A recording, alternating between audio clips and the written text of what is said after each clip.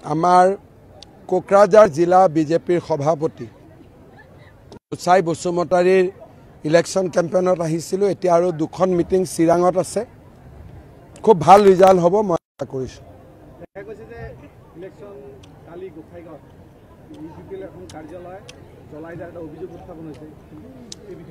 আমাৰ বিজেপি এইবিলাকত নাই।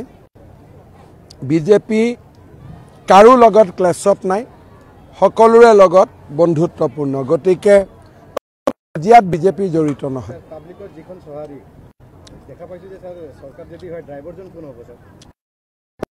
এইবাৰ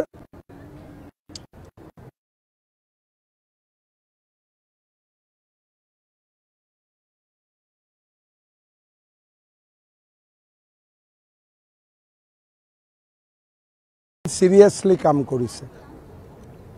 অকল তেওঁৰ পত্নীকে নহয়, টোটেল আমি 38 মানুহক জেৰা কৰিছোঁ। গতিকে ৰিপৰ্টটো যেতিয়া আপোনালোকে লিষ্টত পাই যাব কাক কাক আমি জেৰা কৰিছোঁ। তেওঁ এতিয়ালৈকে কোনোবা এজন মানুহ যেতিয়া কিবা এটা ঘটনাত ধৰাত পৰে, অলপ দেৰিটো সাহস টাইপত থাকিবই লাগিব। কোনোবাই নিজে ক'ব নেকি যে মই চুৰ কৰি আহিছোঁ বুলি? যেতিয়ালৈকে কোৰ্টত প্ৰুফ নহয় চবেইটো এইবিলাকে কৈ থাকিব। কিন্তু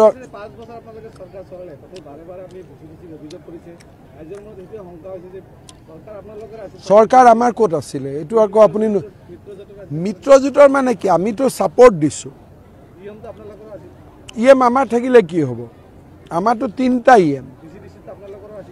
মোৰ লগত থকা কেইটাও বেয়া। বিজেপিৰ VCDC কেইটাওতো ঠিক নহয়। VCDC বস্তুটোৱে ঠিক নহয়। ব্যৱস্থা ল'ব নালাগে, ভাঙি দিলে হ'ল, ইলেকশ্যন পাতিলে হ'ল। এতিয়াতো দেখিলে চব পায়ে যাম যেন লাগে, কিন্তু ইলেকশ্যনটোতো বেলেগ। পাব্লিকৰ ছাপৰ্ট দেখিলে এনেকুৱা লাগে চব জিকিলো, কিন্তু বেলেগ লিডাৰতো মই মিটিং দেখা নাই। সেইকাৰণে একো মই ক্লেইম নকৰোঁ, কিন্তু ভাল ৰিজাল্ট হ'ব।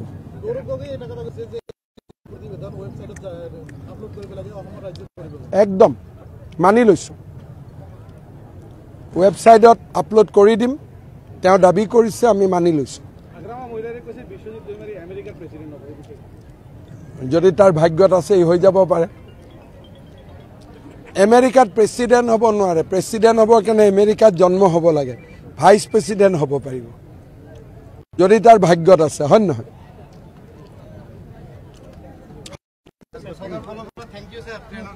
কালিৰ পৰা 3টা ট্ৰেইনে ৰখিব, কালি নহ'লে পৰহি।